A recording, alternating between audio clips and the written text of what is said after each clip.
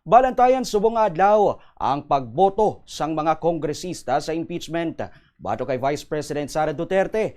Ginalauban nga matabo ini karon sa hapon kadungan sang pag-resume sang session sang Kamara. Sandig sa nagaluwa nga impormasyon halin sa mga mamalidha, mahapos nga malabot sang lower house ang minimum requirement nga 106 ka mga boto nga amo ang kinahanglan agud nga mapasaka ang articles of impeachment sa Senado para sa trial. Kung si Bicol Saro Representative Terry Ridon ang pahambalon, may 215 ka mga boto na nga na-secure sang nagligad nga semana nga patas na o kung lampas pagani sa kadabuon sang nagboto sang nagligad nga tuig. Base naman kay National Unity Party Chairman, Deputy Speaker Ronaldo Puno, may 180 na ka boto nga iya ginalantaw para sa impeachment.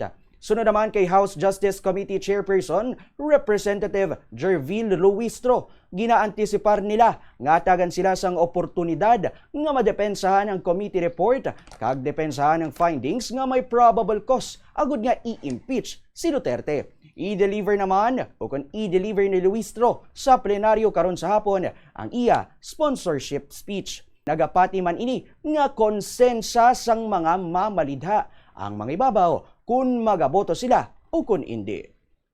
I think ultimately it will be the conscience of the members of the House which will prevail at the actual voting, no? After you have considered the evidence, after you have considered the party position, I think at the end of the day, ang dapat isipin, or sana ang isipin, will be for the best interest of the Philippine nation. Si Representative Jervil Luistro, himo ng botohay sa plenaryo pagi sa nominal voting kung sa natagan ang kada kongresista sang tion agud ihambal ang iya manginboto. Sa piyak nga bahin sa event naman sang Rage Coalition sa Cebu City kung sa nagtipo ng mga kaalyado sang mga Duterte. Nagpahayag si Cavite 4th District Representative Kiko Barzaga nga balabagan sini ang impeachment batok sa Vice President.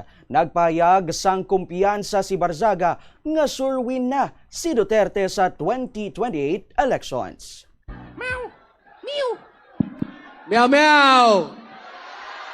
Good afternoon everyone! Bukas, balik na tayo sa Crocodile Farm. Botahan na para sa impeachment at alam ko, katulad ng sinabi ni Vice Mayor Harold, may mga boboto ng yes, mayayaman na naman, pero para sa atin, syempre no vote tayo dahil ang kinabukasan ng Pilipinas ay Duterte 2028. Mukhang sure win na ang Duterte sa Cebu and sure win na sila sa Cavite. But we have to expand, we have to grow our numbers. Today, ang dami natin. Bukas, mas madami pa tayo. And sa 2028, sure win na, landslide victory tayo. So to everyone here, thank you for joining. Thank you for showing your support. We will fight for our future. We will die for our future. But we will create a good future for our country. Thank you, Duterte 2028. God bless.